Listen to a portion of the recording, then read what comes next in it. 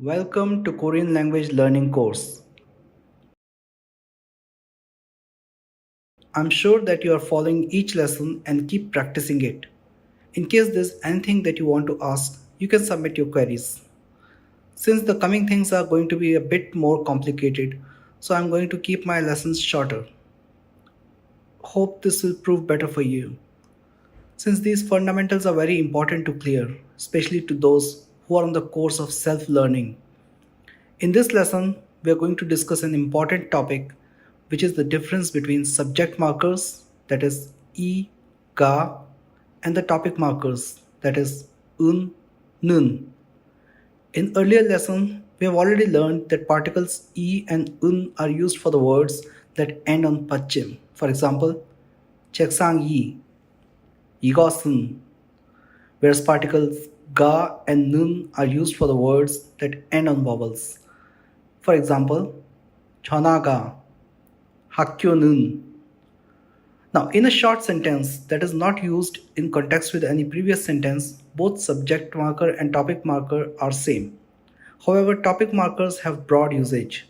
In other words, topic markers can be used as subject markers as well, but this cannot be done vice versa.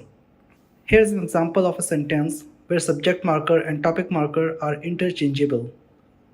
이것이 전화입니다. 이것은 전화입니다. However, the difference comes when there is a reference to previous sentence. Topic markers are more definite and specified. Subject marker and topic marker have same difference as a and the. A boy is standing at a bus stop. A boy is wearing a red shirt. In these two sentences, there is no connection. We are not sure if we are talking about the same subject in both sentences. Now let's take another example. A boy is standing at a bus stop. The boy is wearing a red shirt. Now in later two sentences, we are sure that the subject is same. The boy refers to the same boy who was talked about in the first sentence. Korean topic markers have similar usage. 한 남자가 버스 정류장에 있습니다. 남자는 빨간 셔츠를 입고 있습니다. He is wearing red shirt. Now red is used here as an adjective. However, in Korean language, there are only verbs which have to be transformed to create adverbs, adjectives, etc. We will talk about this in details in later chapters.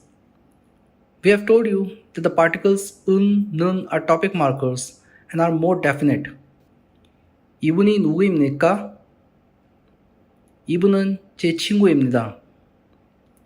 Questions mostly have normal subject markers because questions are not specified. For example, in these two sentences, the person asking the question is not sure about the identity of the person, but the person answering it is sure about him. 이름이 무엇입니까? 제 이름은 고랍입니다.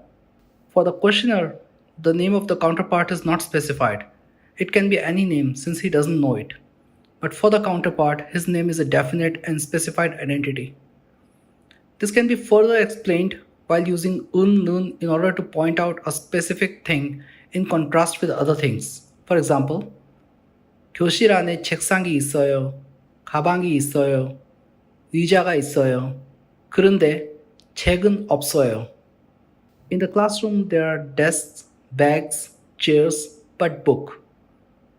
Which means in contrast of so many things, a specific thing is not present. Up to here, we have learned the difference in subject marker and topic marker. Now we are going to learn another usage that is limited for topic markers only. And this is why they are called topic markers, because they do not only specify the subject but also used for specifying topic of the whole sentence. I give you an example.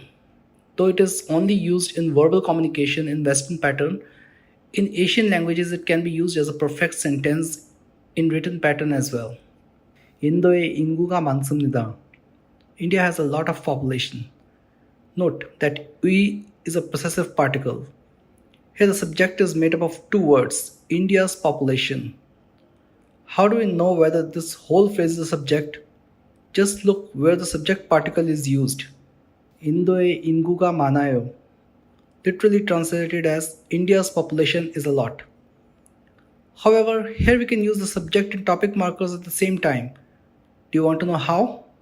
Here's the example. 인도는 인구가 많아요.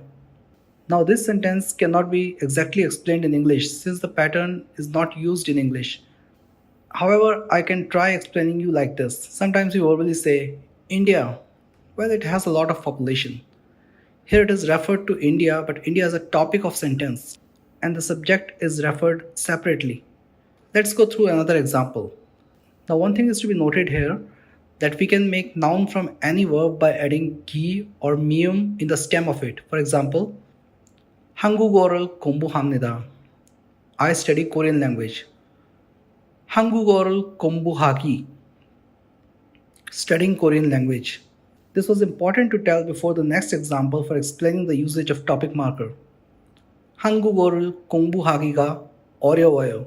Studying Korean language is difficult. Here the subject is made up of two words. 한국어를 공부하기. Even in English you can check out where the subject is ending. Studying Korean. Now in the same sentence, the two words comprising the subject can be separated into topic and subject. 한국어는 공부하기가 어려워요. Studying Korean language is difficult. I know that in English translation it is the same in both sentences. However, in the later sentence, Korean is a topic and the rest is what explaining something about it. It is like literally saying Korean language. Well, studying it is very difficult. I know that since the pattern cannot be easily explained in English, so you must be feeling a bit confused. I give another example that will further clear it before you. 제 아버지에게 이 선물을 드리겠습니다. I will give this gift to my father. Get is a future particle. 에게 is to or from when talked about a person. 이 선물은 제 아버지에게 드리겠습니다. This gift I will give to my father. In the first sentence, the topic was father, but in the second sentence, the gift becomes the topic. It will be further clear if we try creating questions for these two sentences. 제 아버지에게 이 선물을 드리겠습니다. The question for it will be 아버지에게 무슨 선물을 드리겠습니까? The interrogative form for second sentence will go like this. 이 선물은 제 아버지에게 드리겠습니다. This gift I will give to my father. 이 선물은 누구에게 주겠습니까? To whom are you going to give this gift? Are you wondering why we use non-respective verb form 주다 to give in second question but respective form 드리다 in first question? This also depends upon what is the topic. In the first sentence, the person to whom the gift is to be given was specified, so the respective form of verb came into usage. However, in second sentence, the topic was the gift. The gift was specified, but the person was not. This is the reason that in second sentence, the non-respective verb form was used in the question form.